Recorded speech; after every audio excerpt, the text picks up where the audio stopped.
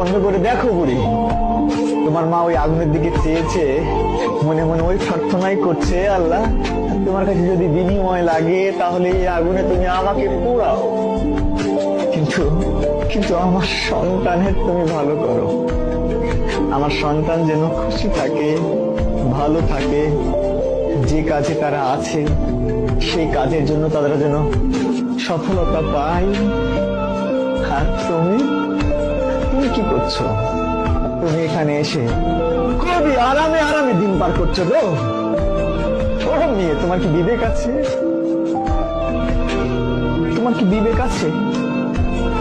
তুমি কি একবারও তাদের এই কন্ট্রিবিউশনটাকে সামনে আনতে পেরেছো?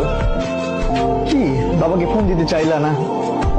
বাবার হার্ট অ্যাটাক করবে, ওই অনুভূতি তো আছে যে তোমার নিউজ, খারাপ নিউজ পেলে বাবা হার্ট অ্যাটাক করতে পারে। তাহলে কতটা যন্ত্রণা পেলে একটা মানুষ কলাপস করতে পারে, এই অনুভূতি আছে। কিন্তু নিজেকে সিরিয়াস করা যায় না যে 100% আমি আমাকে সম্পৃক্ত রাখলাম, এখন থেকে কোনোভাবেই এলোমেলো ভাবে সময় নষ্ট করবো না।